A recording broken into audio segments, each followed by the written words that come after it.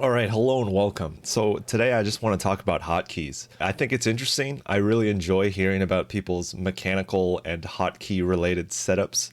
And this video is pretty much directly inspired from a Dasian video I saw where he just talked about the core and his experience using the core. So as a retort, I'm doing the grid version because I've been using the grid the whole time I've been playing. So I'm just going to kind of run through the advantages and the disadvantages and my just overall experience with it. So just to start is that I've only ever used the grid. I haven't used any other hotkey setups.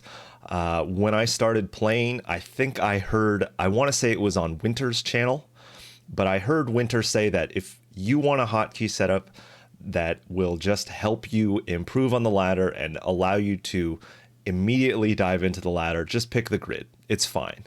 And I took that advice and I used the grid since the beginning. I've made, little tweaks to it here and there once I've been using it, but for the most part, it's been relatively unchanged for me. I've been using the grid for about 3 years and, I feel like I have a good feel for it. And I also feel like it accomplishes what I want it to accomplish as a hotkey setup. So just to give you a general idea, basically what the grid hotkey setup is, it is all arranged on the left side of the keyboard. Typically it's the first 3 rows, Q through T, A through G, and Z through B. And each one of these keys will correspond to the command card. It's pretty straightforward and it makes a lot of sense when you start using it. And everything contained within the grid on these rows remains the same for all of your units and the abilities as well. So for the advantages of the grid, I think the biggest thing is that everything is very close by and there are very few modifications needed.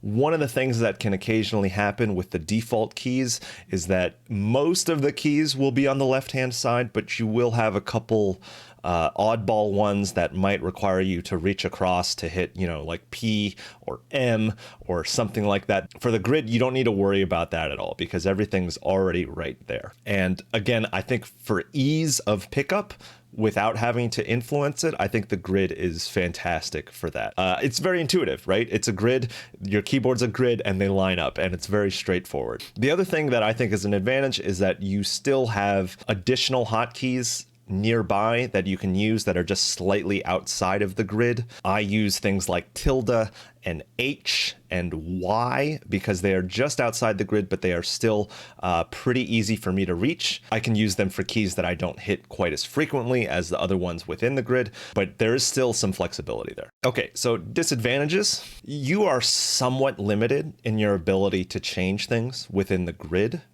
There's a couple of different ways you can do it. You can go into the master grid editing and you can change the keys there, but for the most part, you are still restricted by certain swaps. I'll give you an example. So by default, the one I changed pretty early is I switched B and F.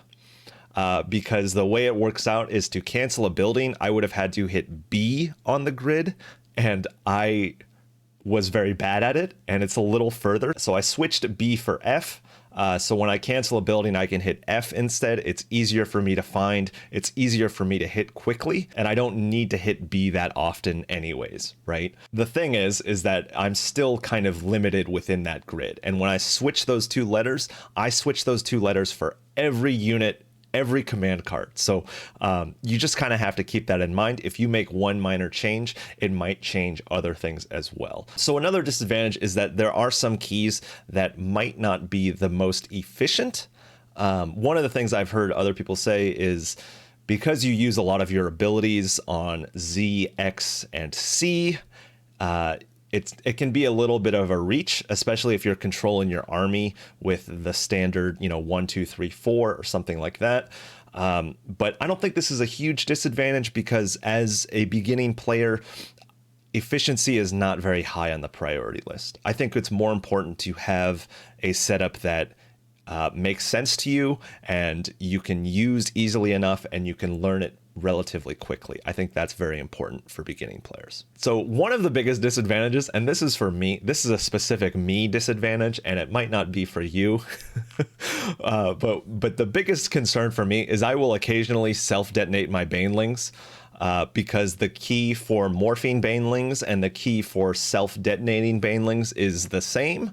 Instead of making more banes, I blow up all of my banes. It's not the biggest deal because I've kind of learned to work around it. I'm very meticulous in how I select my Zerglings, especially when I'm dealing with, like, you know, big control groups. But it's just funny because it is something that is an issue, and it might, you know, it might cause a little agony, but it's something I've kind of learned to work around. The other thing for me is that I only play Zerg. There might be some keys you'd have to change as a Terran to prevent accidental liftoffs. When I use my personal hotkey setup as a Terran, I have the problem of scan is right next to liftoff. So it becomes an issue because if you try to scan and you accidentally lift all your command centers, it's a very annoying problem to fix.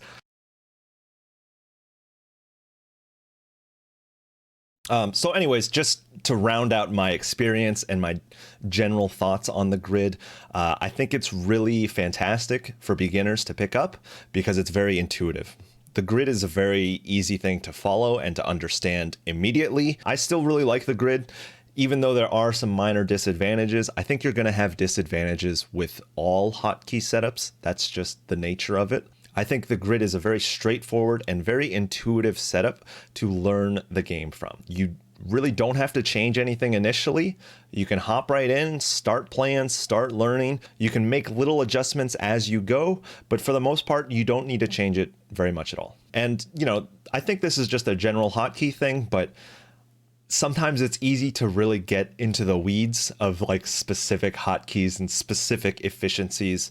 But honestly, the most important thing for hotkeys is you get a setup and you stick to it and you learn it.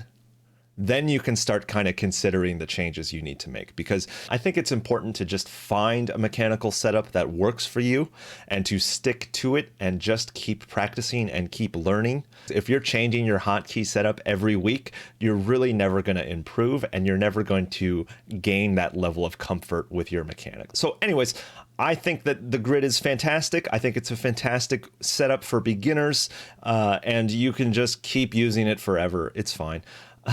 It's very comfortable to me, and I have no plans on changing my hotkeys.